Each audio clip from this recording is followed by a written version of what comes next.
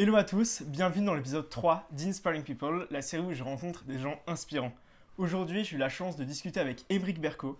Aymeric est animateur radio sur Skyrock, il est aussi journaliste et chroniqueur sur France 3 et il anime aussi la quotidienne Le Récap sur Snapchat. Merci beaucoup Aymeric d'avoir accepté mon invitation, c'était hyper intéressant. On est revenu un peu dans son passé où il m'a raconté comment il a découvert le monde de la radio. Il m'a raconté aussi son anecdote incroyable où il n'a pas passé le bac pour aller en entretien. Il m'a aussi raconté ses rencontres qui lui a le plus marqué, comme sa rencontre avec Kendrick Lamar ou will.i.am. Il m'a aussi fait part de sa peur quand il a commencé la radio, de la chose dont il était le plus fier aujourd'hui. Merci beaucoup Aymeric de m'avoir accueilli dans les locaux de Skyrock, enfin sur la terrasse de Skyrock. Et merci, c'était hyper intéressant, j'ai beaucoup appris. Je vous laisse avec l'interview et je vous souhaite un excellent visionnage. Merci. Hello à tous, voici l'épisode 3 d'Inspiring People, la série où j'interviewe des gens inspirants. Donc merci beaucoup Aymeric d'avoir accepté mon invite. Ah, c'est un plaisir de te voir enfant. Depuis le temps qu'on parle sur Clubhouse, En gros, on explique un peu l'histoire, on s'est rencontrés donc, sur Clubhouse. Ouais. Et on a beaucoup parlé, on a fait plein de rooms ensemble. Ouais. C'était top. De ouf. Comment tu vas? Très bien, je suis content de te recevoir à domicile. En fait, là, on est sur la terrasse de Skyrock. Donc Skyrock, c'est sur 5 étages. Là, on est au 4e étage et t'as les studios qui sont juste en dessous de nous. Là. Ok. Voilà. Les studios où on fait les émissions. Ouais, j'ai vu en gros tout à l'heure, on était, tu sondais le récap, ça, c'était... Ouais, en fait à Skyrock tous les jours il y a le 16-20 que je fais en direct, mais il y a aussi le récap qu'on enregistre juste avant le 16-20, qui est un peu la pastille, le petit journal du rap et de l'actu de Skyrock qui passe sur tous les réseaux après. Sur Snapchat et sur plusieurs réseaux. Surtout sur Snapchat, quoi, ça marche très bien, on a quasiment 80 000 abonnés, quoi. C'est trop cool. Ouais. Justement, après on va revenir un peu sur ton parcours. J'aimerais un peu revenir dans le passé. Ouais. Est-ce que tu peux nous expliquer d'où tu viens? Je crois que tu as grandi au Cameroun, c'est ça? Ouais, ouais, j'ai passé une partie de mon enfance à Douala, au Cameroun, qui est mon deuxième pays en fait. Ok. T'es né là-bas ou Non, je suis né à Paris. Après, tu as mon père qui travaillait là-bas, donc on a déménagé avant de revenir ici. Et donc pendant 4-5 ans, j'ai vécu là-bas. Et c'est même là-bas que mon amour de la radio et de la passion des médias en général est venu en fait. Ok. Ouais. Et justement, comment tu as découvert le monde de la radio Comme un auditeur qui de base est timide en fait. Genre j'étais vraiment timide maladif pendant longtemps, pendant très longtemps. Mais c'est vrai que mon moment d'évasion, c'est quand j'écoutais la radio. Que je trouve que l'idée que tout passe par un poste et qu'il y ait des voix, un univers qu'on puisse s'imaginer, je trouvais ça assez fascinant en fait. Tu vois. Donc moi, ma passion pour la radio, elle est venue d'abord comme ça. J'ai d'abord écouté des émissions de radio, que ce soit en France ou au Cameroun. Je suis devenu fan des animateurs, animatrices que j'écoutais et je voulais les imiter en fait. Ouais. Tout simplement. Et t'écoutais quoi comme radio à l'époque? Tu t'en souviens ou pas Ouais, bien sûr. La voix qui m'a d'abord fasciné en premier, c'est une animatrice qui est plus en vie, qui s'appelle Macha Béranger. C'était sur France Inter. En fait, elle animait la nuit et elle avait une voix magnifique. Tu vois, un peu comme Clovis sur Clubhouse ou Ben Areno, tu sais. C'est-à-dire que ce sont des voix assez hypnotisantes. Ouais. C'est-à-dire que quand tu les écoutes, même si moi j'avais 7-8 ans, donc je comprenais vraiment rien de ce qu'elle racontait, la voix était tellement hypnotisante que j'avais capté le délire, l'univers autour, et ça m'a vraiment interpellé, hypnotisé. Ouais, c'est trop cool. Et du coup, toi, t'es né à Paris, et ensuite, t'as vécu combien de temps au Cameroun? De l'âge de 4 à 8 ans, j'ai vécu au Cameroun avant de revenir. Et à 8 ans, t'es reparti à Paris? Exactement. Et du coup, qu'est-ce que t'as fait après le bac, concrètement? T'as fait quoi comme études je sais pas si t'as fait des études ou... En fait, j'ai pas eu le bac. Ah ouais? Parce que le jour des épreuves du bac, je suis allé passer un entretien pour une radio. Ah mais oui, ça, en plus, tu l'avais raconté dans une rouge, quoi. Ouais. Putain, mais c'est ouf. Franchement, je te le dis, William, c'est l'histoire la plus ouf de ma vie. C'est-à-dire que jusqu'à aujourd'hui, je me dis, mais qu'est-ce qui s'est passé dans ma tête, quoi. Du coup, si tu peux nous expliquer rapidement, le jour du bac, tu t'es dit, ok, je vais pas aux épreuves. Ouais. Et donc t'as fait quoi? Le truc c'est que déjà en terminale, je ne savais pas ce que j'allais faire après le bac, tu vois. J'avais pas d'idée précise parce que je trouve pas qu'il y avait d'études dédiées au métier de la communication, si ce n'est l'école de radio, mais qui coûtait très cher et que mes parents pouvaient pas me payer. Donc du coup j'ai commencé à m'envoyer des maquettes. En gros les maquettes c'est comme quand tu es artiste et que tu poses sur des morceaux, que tu envoies des maisons de disques. Moi c'était pareil avec mes prestations radio, quoi, de radio associative où j'étais. Donc j'ai envoyé ça dans les 4 coins de la France parce que je savais que pour arriver sur une grosse radio comme ici, il fallait faire des radios locales, radios régionales, tu vois, pour avancer. Donc j'ai envoyé des maquettes partout et il se trouve que le jour des épreuves du bac, t'as une radio à Orléans qui me contacte pour pouvoir faire un entretien. Et je me rappelle très bien le matin, je dis à mes parents, j'y vais, quoi. Et mes parents sont la merde, allez, bonne chance, ça va le faire, fiston.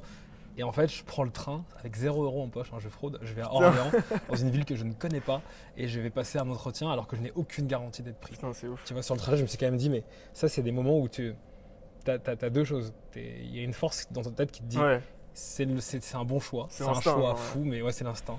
Et un autre côté où tu te dis quand même, t'es fou parce que si tu passes pas le bac pour ça et qu'en plus tu rates ton entretien, t'es juste malade, Ouais, bah ouais. tu vois. Et je suis allé passer l'entretien et le soir même, ils m'ont appelé. C'est le téléphone. Hop là, ça marche toujours. Ouais, c'est bon. C'est le soir même, ils m'ont appelé et ils m'ont dit c'est bon, t'es pris. Et je suis allé voir mes parents, je leur ai dit bon, papa, maman, je vous ai menti. Je suis pas allé au bac. Non. Je suis allé passer un entretien, mais je suis pris, je commence la semaine prochaine. Et là, ils m'ont pris dans les bras, ils m'ont dit on est fiers de toi. Et du coup, t'as raté. Est-ce que t'as quand même fait quelques épreuves ou vraiment t'as rien fait? Mais non. C'est ouf. Et donc, en gros, ta carrière elle a commencé donc, dans cette radio à Orléans, c'est ça? De manière professionnelle, je dirais que ça a vraiment démarré là-bas à Orléans. Ouais. Ok. Ouais. Parce que en plus, c'était une radio qui avait un peu le même format musical que Nostalgie, donc ça m'a fait une culture musicale de fou. Aujourd'hui, au blind test, je suis trop fort, mec. Parce que tu vois, je connais la musique des années 60 à aujourd'hui, je suis calé, quoi, vraiment. Ouais, c'est ouf. Ouais. Et du coup, tu voulais faire quoi quand t'étais petit? Vraiment, je me voyais pas faire autre chose que de la radio, ou de la télé, en fait. C'était le seul moyen d'expression où j'arrivais à me sentir un peu moi-même. Tu vois, j'arrivais pas à m'exprimer dans la vie de tous les jours. C'était très difficile, même pour communiquer, me faire des relations, avoir des amis, c'était hyper difficile. Alors que dès que j'étais derrière un micro, ça devenait évident. C'est ça, avec la radio, il y a un côté. En fait, tu parles derrière un micro et en fait, tu parles à des dizaines et des dizaines de milliers de personnes. Et au final, tu as un impact sans les voir. Donc, c'est vrai que pour les personnes un peu timides et tout, c'est hyper cool. Bah oui, je trouve qu'il y a un côté très magique avec ce média plus qu'un autre. C'est le rapport que tu as avec l'auditeur. C'est-à-dire que c'est ce que je disais tout à l'heure, tu vois, il y a des gens qui m'écoutent peut-être 5-10 minutes par jour, mais ça va être en sortant du bahut, en rentrant du boulot. Et en fait, pendant une période de leur vie, tu vois, t'es dans leur autoradio, t'es dans leurs oreilles. Je trouve que c'est un rapport assez unique, tu vois. Ouais, c'est ouf. Ouais, j'adore l'idée d'alimenter ça et de véhiculer ça, en fait. Je trouve ça fou. Est-ce que tu avais une peur en particulier quand tu as commencé la radio? Oui. Bah, en fait, tu sais, au début, c'est pas d'abord ta personnalité, tu vois. Faut d'abord commencer par imiter. Ouais. Pour savoir si tu maîtrises, et c'est valable pour n'importe quel métier ou n'importe quel art, hein. Tu commences d'abord par imiter tes idoles. Avant d'improviser, tu commences par imiter tes idoles avant un petit peu d'apprivoiser ta personnalité. Tu vois. Donc j'avais peur de pas trouver ma personnalité. Et au final, comme ma personnalité j'étais timide dans la vie, je me suis dit putain, je vais faire que imiter, quoi. J'avais cette peur-là.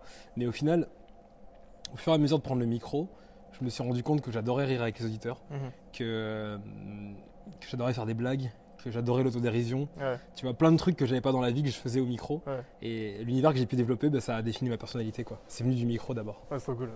En fait, ma personnalité même actuelle, quand tu me parles dans la vie de tous les jours, ça vient du micro, ça vient de la radio, pas l'inverse. T'as vraiment, je sais pas, genre un don pour animer, pour poser les bonnes questions au bon moment. Bah, ça, c'est ma curiosité, ouais. C'est-à-dire que, tu vois, je conceptualise tout. Tu sais, on avait fait le jeu des 30 questions.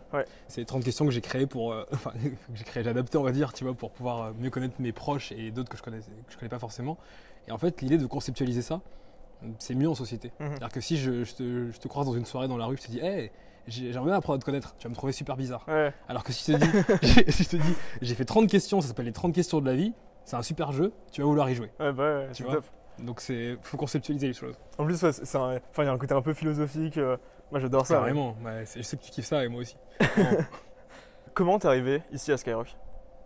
C'est le directeur d'antenne d'E-Fool qui anime et qui est directeur et qui est venu me chercher, en fait. C'est-à-dire que après la radio Orléans dont je te parlais, c'est une radio qui faisait partie d'un grand groupe de radios et qui avait plusieurs radios même à Paris. Donc je me retrouve sur cette radio parisienne qui s'appelait Ado, qui maintenant s'appelle Swig.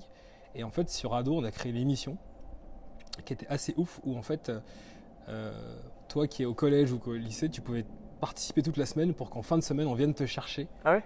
On te ramène à la radio et t'as un concert privé de ton artiste préféré. Non, c'est ouf. Énorme, tu vois. Le truc a super bien marché, il y avait une grosse couverture presse, etc. Et les audiences étaient bonnes, et D-Fool, il m'a remarqué, donc il m'a passé un petit coup de fil. Moi, j'ai grandi en écoutant D-Fool, j'ai grandi en écoutant Skyrock. Je rêvais d'être sur Sky. C'est-à-dire que même quand j'allais sur cette radio Orléans, je pensais Skyrock pour après. Tu vois. Putain, c'est ouf. Donc il m'appelle, j'ai même pas eu à les contacter, il m'appelle et on s'est vu, il y a eu des rendez-vous. Et ce qui m'a vraiment touché, c'est que les rendez-vous étaient humains. C'est-à-dire que c'était pas un entretien d'embauche, quoi. Le gars me reçoit à minuit après son émission. Et on a parlé autant de radio que de la vie, que de la personnalité, que de la sienne. C'est détente, c'est assez chill et tout. Et en fait, ça rassure parce que tu te dis. Il m'a dit une phrase que j'oublierai pas. Il m'a dit tu pourrais être le meilleur animateur du monde. Si tu avais une personnalité avec laquelle j'accroche pas, je t'embaucherais pas. Tu vois. Et ça, c'est un truc que j'ai toujours retenu parce que même dans ma façon de travailler, même avec mes équipes aujourd'hui, c'est comme ça. C'est pas forcément avoir les meilleurs éléments, au contraire. C'est bien quand tout le monde est perfectible. Mais c'est d'avoir des gens avec qui tu matches, avec qui tu arrives à parler le même langage, le langage des passionnés. Tu vois. C'est clair, mais je pense qu'en plus, ça concerne vraiment tous les domaines. Si tu veux créer une boîte, tu peux pas créer une boîte juste avec une personne qui a des compétences. Il faut vraiment qu'il y ait un feeling. Tu vois. Bien sûr, il faut développer l'humain. Donc, c'est ça. Ouais. Et donc, toi, t'es arrivé en quelle année? En 2011, ça? 2010, ouais. 2010, ok. Donc là, ça va faire 11 ans. Ouais. Putain, c'est ouf. Ouais. Et juste, est-ce que tu peux nous expliquer ta semaine concrètement? Qu'est-ce que tu fais lundi, mardi, etc. C'est vachement malléable en fonction de ce que je fais à côté. Okay. Tu as France 3 où j'ai une rubrique hebdomadaire, donc il faut la préparer puis la tourner. Généralement, ça c'est le lundi avant le 16-20 de Skyrock. Okay. Tu as ma chaîne YouTube qui s'appelle One Shot où en fait on fait des rencontres en plan séquence avec des personnalités. Donc super chaîne. J'adore cette chaîne. Allez mater. et voilà, plan séquence que j'aime faire. Il y a Clubhouse maintenant, tu vois, avec le Midnight Talk, souvent que je fais la nuit à minuit. Donc en fait, j'arrive à adapter mon emploi du temps autour de Skyrock, où en gros de 14h à 20h, tu me verras ici. Et puis il y a aussi une radio de Skyrock qui est une déclinaison Skyrock pour les militaires. C'est un projet qui me tient vraiment à cœur. Et régulièrement, j'anime le morning de 6h à 9h aussi, quoi. Ok. Ouais. Et donc tu fais vraiment plein de choses et ouais, tu touches un peu à tout. J'aime pas la routine, William. Je déteste ça. J'ai vraiment envie que une année et même une journée ne ressemble pas à la précédente. Tu vois, qu'il y ait vraiment un truc nouveau, différent, marquant qui se passe pour pouvoir bien implanter ça dans ma tête. C'est trop cool. Ouais. Du coup, tu fais plein d'interviews et j'ai vu que tu avais rencontré énormément de personnes, que ce soit sur ta chaîne YouTube ou même avec Skyrock. Et du coup, je vais poser une question. Quelles sont les personnes qui t'ont le plus marqué? Quels sont les artistes qui t'ont le plus marqué? C'est pas facile. Sur le plan Skyrock, j'ai un excellent souvenir de la rencontre avec Kendrick Lamar. Putain, c'est ouf. Ouais. Je suis sors comme ça. Kendrick Lamar parce qu'il a un côté très sage dans le sens, tu sais, un peu comme les griots africains, c'est-à-dire ceux qui te racontent une histoire. Une question que tu lui poses, il te fait pas une réponse basique de promo, je trouve, tu vois, il te raconte vraiment une histoire. Et il t'amène à penser. Donc en fait, c'est pour ça que j'avais bien aimé, ça m'avait vraiment marqué. C'est-à-dire que j'avais oublié les caméras, j'avais oublié l'interview, je posais une question, on était là et on discutait, il se passait vraiment quelque chose. Donc lui, il m'a beaucoup marqué. Et will.i.am des Black Eyed Peas. Non, c'est vrai? Ouais, parce que on avait 10 minutes, et en fait, c'est les Américains, c'est très... quand ils viennent, il y a tout un staff impressionnant. Ils viennent en limousine. T'as des gardes du corps qui font 3 mètres sur 3 mètres. et t'as des attachés de presse qui disent bon, vous avez 10 minutes. Et t'as will.i.am qui dit à son attaché de presse non, là l'interview elle est cool. Laissez-nous parler avec Emric pendant 30 minutes. Et quand t'as des moments comme ça, tu fais ça va, tu vois, j'ai réussi le truc. C'est cool. Et si tu devais choisir vraiment un artiste, mais que ce soit rappeur ou. En fait, alors sur ma chaîne YouTube, j'ai rencontré Gaspard Noé qui est un réalisateur. Et ça m'a vraiment, vraiment marqué parce que je suis assez fan de son œuvre et j'avais le trac. J'ai pas souvent le trac. Généralement, tu me disais tout à l'heure, ça te fait quoi quand tu vas tu vois, c'est plutôt après quand je vois les interviews, je fais ah ouais, quand même, c'est fou. Tu vois. Mais sur le moment, j'avais vraiment le trac parce que je voulais pas le décevoir. Je voulais vraiment. Et comme One Shot, je veux que ça soit des discussions plus que des interviews. Il fallait que ça se joue sur la connexion et l'alchimie avec ton invité, quoi. Et ça s'est bien passé. En plus, en tout cas, moi je l'ai pas du tout vu que tu avais le track parce que en plus tu marches dans la rue, c'est assez chill, c'est assez détente. C'est pour pas avoir le track que je fais ça. C'est une technique, c'est-à-dire que vraiment, je me suis dit one shot. Pourquoi je fais one shot? Ça se rapproche de la radio, c'est-à-dire que c'est du direct, il n'y a pas de coupure. Et deuxièmement, parfois être assis quand on connaît pas les personnes, nous ça va, maintenant on se connaît bien donc il n'y a pas de stress, mais je me dis assis ça peut créer une tension, si en plus il y a une caméra qui est posée ça peut être une autre tension. Là je me dis on marche dans la rue comme dans la vie de tous les jours et on discute, on en j'adore ça. Et c'est cool. Parce qu'en fait il y a vraiment un côté, je pense que quand on marche tu penses plus facilement. Ouais, bien sûr. Donc non c'est top. Et sinon toujours en parlant d'artistes, quel est ton artiste préféré? Juste, pas forcément que tu as rencontré mais juste... pour toi, quel est le plus grand artiste de tous les temps? C'est vraiment dur comme question. Moi, quand j'ai grandi, j'écoutais Michael Jackson, qui m'a inspiré parce qu'il n'avait pas que le côté musical, il y avait aussi le côté cinéma, tu vois. Donc j'aime bien le côté artiste complet quand t'apportes quelque chose de novateur. J'ai beaucoup d'amour pour Kanye West, qui a aussi une dimension scénique, philosophique. très photo, beaucoup de recherche artistique, même au niveau de la mode aussi, tu vois. Enfin, j'adore les artistes complets, tu vois, parce que je me dis que quand tu arrives à être bon dans plusieurs domaines, tu marques ton empreinte dans la pop culture, tu vois. Alors parfois pas compris, parfois des réflexions qui sont à côté de la plaque, mais il faut prendre les artistes dans toute leur complexité, tu vois, et avec plein de nuances. Donc je te dirais peut-être Kanye West à l'heure actuelle. Ok, ouais. Et sinon, artiste complet, il y a aussi Will Smith, tu vois, cinéma, musique. J'adore les artistes, j'adore les profils comme ça. Vraiment, c'est des profils où tu te dis, les gars, vous êtes surhumains, quoi. Tu vois, et avoir la chance de pouvoir discuter avec ces artistes, ne serait-ce que 5 minutes, pour moi, c'est exceptionnel. J'en mesure vraiment toute l'importance, tout le poids du truc. C'est fou. Justement, qu'est-ce que toi, tu as appris de toutes ces rencontres? Quel est le point commun entre tous les artistes que tu as rencontrés? C'est que ils ont un côté effectivement surhumain, parce qu'ils ne sont pas comme toi et moi. C'est pas humain d'être sur scène et d'avoir les millions de personnes qui connaissent ton morceau, tu vois. Mais en fait, ce que j'ai remarqué, c'est qu'à chaque fois que tu creuses un petit peu, et moi j'essaie à chaque fois de creuser un peu pour avoir le petit lien, le petit côté, il y a toujours une sensibilité qui est belle. Et moi, c'est ça qui me provoque de l'émotion, parce que le lien, tu l'as là-dessus. Ok. Donc on a dit que tu avais rencontré plein d'artistes, mais au final, toi, tu es aussi un artiste, parce que j'ai vu que tu fais pas mal de musique, tu écris pas mal. Donc tu peux un peu nous en parler ou Ouais, en fait, à force d'être en studio et d'écouter plein de sons, j'ai eu envie de gratter, d'écrire des titres, tu vois, et d'écrire des mélodies et tout ça. Et j'ai fait des belles rencontres en studio, notamment celui qui est mon producteur, Geoffrey Damdy. Il fait les sons de Timal, il est trop fort. Et en gros, c'est une activité un petit peu dans l'ombre, je communique pas dessus, c'est vrai. Parce que j'ai pas envie de me mettre en avant là-dessus, j'ai vraiment envie d'écrire au service des autres artistes et je commence à le faire, tu vois, et j'adore faire ça. Et donc le projet Boulou, ça sert à ça, c'est pour montrer que je peux écrire et faire des top lines, tu vois, c'est juste ça en fait. Les top lines, c'est les mélodies sur les morceaux. Et pour l'instant, tu as écrit pour combien d'artistes? Une dizaine déjà. Ok, ouais, une dizaine. Et c'est qui ces artistes? T'as des artistes de la pop, de la variété et même de l'urbain. Et j'adore cet exercice, mec. C'est vraiment une petite passion que je fais. Et je pense que voilà, le petit kiff, c'est de partir une semaine dans une maison à la campagne, et écrire et tout. J'adore ça. C'est trop bien. Et sinon, à côté, t'écris aussi des textes. Je sais que t'avais écrit un texte sur le sommeil, tu sais. Ou sinon, mais ça, c'est plus du kiff. Ouais. En fait, tu vois, j'ai mon téléphone, il y a des notes dessus. Et je crois que les notes, sans déconner, je vais te montrer combien j'en ai. Tu vas être choqué.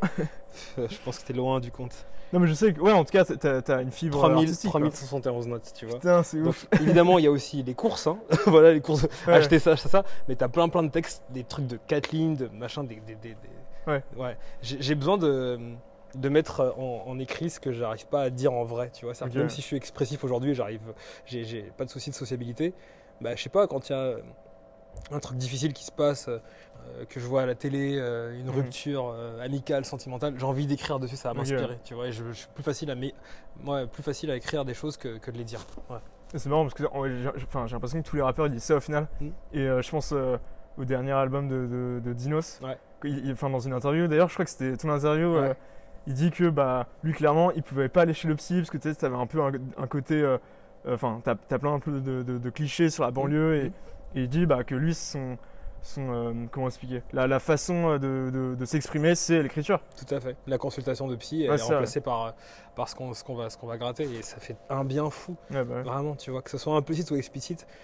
C'est un conseil que je donne à tout le monde. Vraiment, s'il y a quelque chose qui vous fout la rage, vous pouvez l'exprimer de plein de manières différentes, par le sport, par l'expression scénique. Le texte, je trouve que c'est le truc le plus pur, le plus sain et le plus créatif. C'est ce que faisaient au final tous les auteurs, Victor Hugo, etc. à l'époque. Bien sûr. C'est source d'inspiration infinie, ça. Vraiment. Si on reprend un peu tout ton parcours, quelle est la chose dont tu es le plus fier? C'est de pouvoir vivre de ma passion, tu vois. Je mesure à quel point c'est pas le cas de tout le monde, et on a quand même cette chance-là. C'est-à-dire que vraiment, je me réveille chaque matin. Je peux avoir des soucis, plein de problèmes, des choses qui me tracassent, qui me font mal, qui me blessent, mais je vais quand même, aller travailler dans un endroit qui me plaît, faire des choses qui tu vois, je le faisais gratuitement avant, tu vois. Donc c'est fantastique. Ça, c'est une vraie chance. C'est trop cool. Ça, c'est fou. Ça, c'est ma fierté. J'aimerais peut-être parler rapidement de Clubhouse. Toi, tu penses quoi de Clubhouse? Tu penses que, parce qu'on s'est rencontrés sur Clubhouse, tu penses que c'est peut-être pas le futur de la radio, mais c'est un outil en tout cas qui va permettre de communiquer Je le vois comme quand il y a eu le phénomène du podcast qui est arrivé. C'est-à-dire que vraiment, tout ça, je trouve ça trop bien pour la radio, dans le sens où en gros, c'est même Zuckerberg qui explique que l'avenir des réseaux sociaux, ça va être les réseaux audio.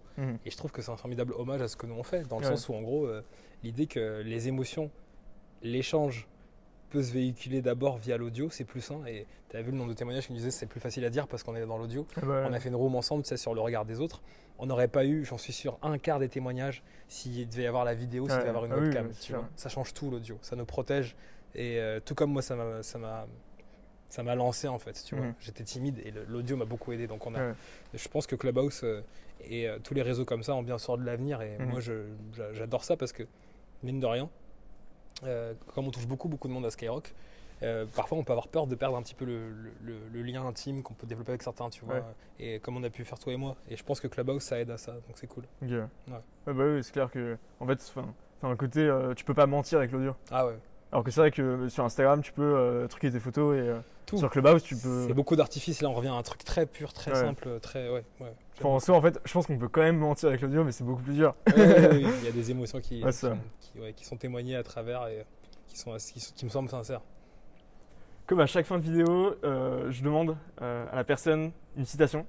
Est-ce que tu peux nous dire ta citation et nous expliquer pourquoi tu l'as choisie? Tu peux vivre comme personne, tu vas mourir comme tout le monde. C'est une citation qui permet de garder la tête sur les épaules en fait. Parce que c'est vrai que moi je m'estime être chanceux de vivre des choses assez dingues, de par les rencontres que je peux faire, les interviews, les événements. Mais quand tu as cette citation en tête, bah, on est tous humains, on a tous à apprendre énormément les uns des autres. Il faut se nommer personne, il faut se mettre au-dessus de personne. Donc c'est bien de se rappeler de ça aussi. On est tous égaux face à la condition humaine et à notre destin commun. Voilà. Donc oui, le temps qu'on est de passage, il faut l'alimenter positivement et l'alimenter tout court d'ailleurs. Mais c'est vrai que quand tu m'as envoyé sur WhatsApp juste la citation brute, moi, je sais pas, ça m'a un peu marqué, tu vois. Je me suis dit, ok, faut vraiment être passionné et kiffer on n'a pas de temps à perdre, tu vois. Bah, tu sais, j'avais rencontré une dame qui travaille avec des personnes en fin de vie et elle m'avait dit t'as 95% des gens qui partent très stressés. C'est ceux qui ont l'impression de ne pas avoir accompli beaucoup de choses ou qui laissent des choses derrière elles. Et 5% qui partent hyper apaisés, très sereins parce qu'ils se disent, ils voient la vie comme une course qu'ils ont gagnée, qu'ils ont remportée, maintenant ils veulent se reposer. Moi j'ai envie d'être dans ces 5%. Donc cette citation, elle m'aide entre autres. Ouais, top. Bah, du coup, merci beaucoup pour cette interview. Ouais, c'était un kiff. Juste, où est-ce qu'on peut te suivre sur les réseaux Partout, hein. Emric. et en plus, t'as pas marqué Emric, E-M-E, t'as mis un... M-R-I-K, sur Twitter, sur Instagram et sur Clubhouse. Bon, on se retrouve sur Clubhouse. Ouais, avec plaisir. Merci beaucoup. Ciao. Ciao.